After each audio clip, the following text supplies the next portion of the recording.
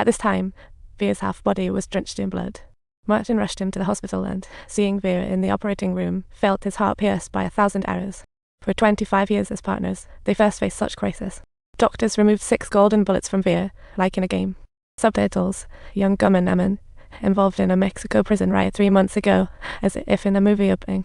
And able to divide by I circumflex epidtw or ligatudc not sign ama der o acute eighte and ligatudc not sign a quarter o tilde acute you grov f o u r ligatudc not sign delta imat f o u r t e and tenta reflex o grov until the times I imat letter 2c66 a quarter o grov c sedility letter 4 b1 pan 3 o imat o grov bray 1267.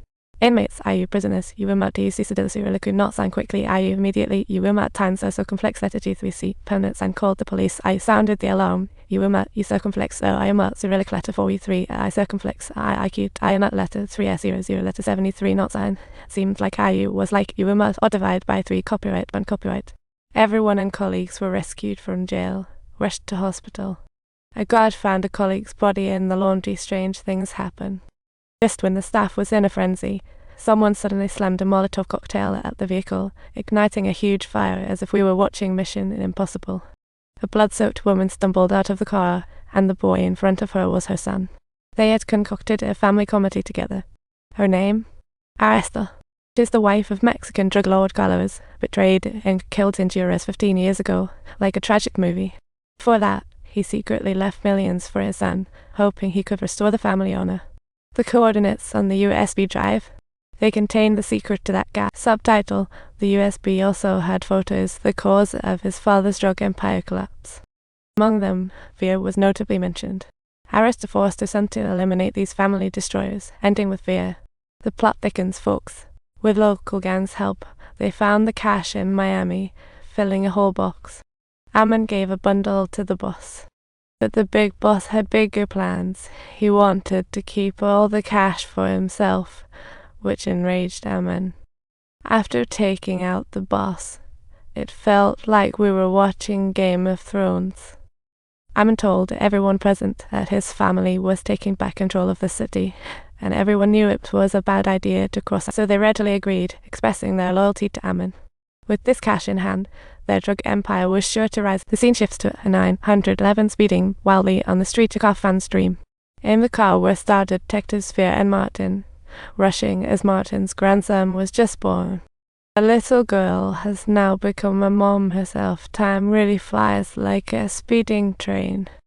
A flash. They've partnered for 25 years. His grandson made Martin hesitate. Retirement plan seems underway. That night at the bar, Martin told Veer they, now old, just want to watch their grandson grow. But Veer wasn't ready to hang up his badge. He still felt young at heart. Seeing Martin's determination, he thought, no way, we're not stopping here. Then Veer suggested a race to decide, winner dictates next move like a farce. Martin reluctantly headed outdoors for the showdown with the old sheriff as the referee back to their glory days. But mid-race, the plot twisted and Veer got shot. Talk about a tense situation. This hit Martin hard. He never left Veer's side, even dyed his beard the color he liked best, dedication or what. He prayed to God that if Veer woke up, he'd give up all violence and swear to become a good citizen. Subtitles: But when Arista found out that her son had disobeyed her orders and shot Veer, she felt extremely furious, as if she had been betrayed. Amman saw Veer as the biggest threat. Everyone else was insignificant. The police investigation revealed the bullet was a rare 9mm armor-piercing round, a complicated case indeed. Because the ammo was rare, they hadn't found any useful leads yet. The sheriff ordered the new tech team to find the killer and avenge Veer. In the following days, Ammon began hunting down everyone related to his father's death, including agents from the Drug Enforcement Agency. Within a week, Ammon eliminated them all, but the police had no leads, like a show that had ended. They only knew the killer was the same person and used the black motorcycle as a getaway vehicle. The rest was like a sprinkle of salt. 6 months later, Veer miraculously survived under Martin's care and attended his daughter's wedding. Everyone rejoiced at this legend. But Veer was eager to see the sheriff, only to be turned away before he could even speak. The sheriff knew what was up. Veer must have wanted to get involved in the case investigation. The sheriff reassured him that the new team could handle it, but Veer clearly did. He thought they were just a bunch of fresh grads with no real experience. Even though Veer had a solid case, the sheriff knew he couldn't let him interfere, so he declined. Later that night, Veer found Martin. "What's going on? Did the bad guy die?" Martin replied, "Yeah, the bad guy is you." Little did Veer know, when he was unconscious, Martin was the most worried. Now that he was awake, Martin had to keep his promise to God. From then on, he vowed to engage in no more violence, a true peace ambassador.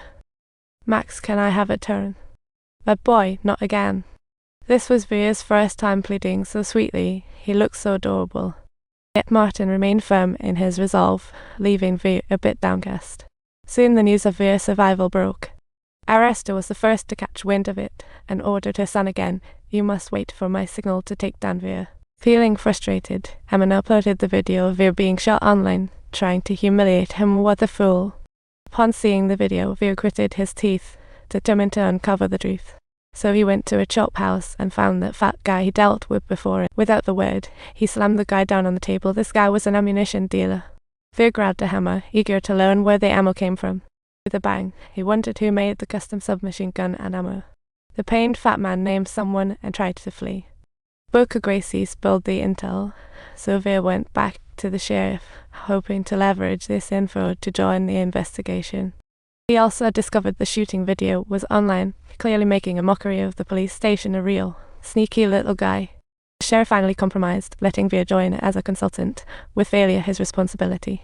Veer agreed readily.